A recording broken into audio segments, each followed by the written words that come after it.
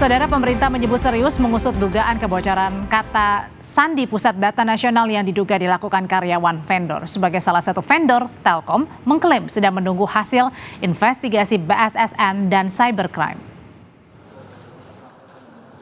Pemerintah menyelidiki dugaan kebocoran data kata sandi Pusat Data Nasional yang diduga dibocorkan oleh karyawan vendor. Dirjen Aplikasi dan Informatika Kominfo yang mengundurkan diri, Samuel Abriani, menegaskan pemerintah berkolaborasi menginvestigasi dugaan itu. Pastinya lagi semua yang bekerja semua lagi bekerja, dari BSSN bekerja, cybercrime juga bekerja. Ya, ini dalam semua lagi diinvestigasi. Ya, namanya investigasi kok kamu nanya pertemuan.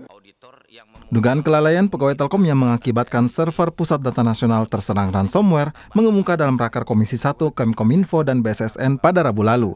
Isu kelalaian pegawai Telkom ditanyakan oleh Ketua Komisi 1 Mutia Hafid ke Direktur Network and IT Solution Telkom Group Herlan Wijanarko. Herlan menjawab masih menunggu hasil audit forensik dari BSSN. Kapsi itu bukan tata kelola sih Pak. Siap. Kalau alasannya, ini kan kita nggak hitung Surabaya Batam backup kan, karena cuma 2% kan.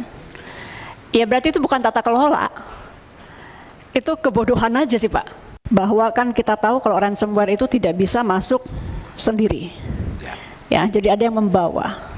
Dan ada indikasi bahwa memang ada kelalaian dari pegawai Telkom yang membuat ransomware itu bisa masuk ke sistem Anda. Itu apakah ada orang yang terlibat dalam ransom ini?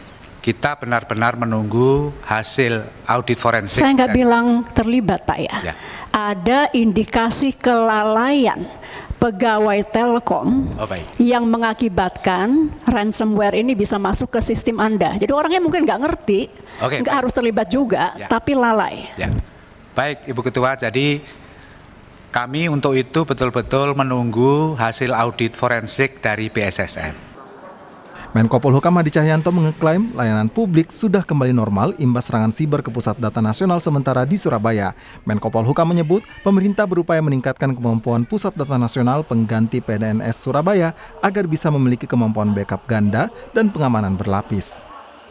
Kita serius untuk menangani permasalahan PDNS 2 di Surabaya. Serius kita laksanakan. Yang pertama, apa yang kita lakukan? Yang pertama adalah untuk pelayanan masyarakat yang menggunakan digital, per 1 Juli kemarin sudah berjalan normal.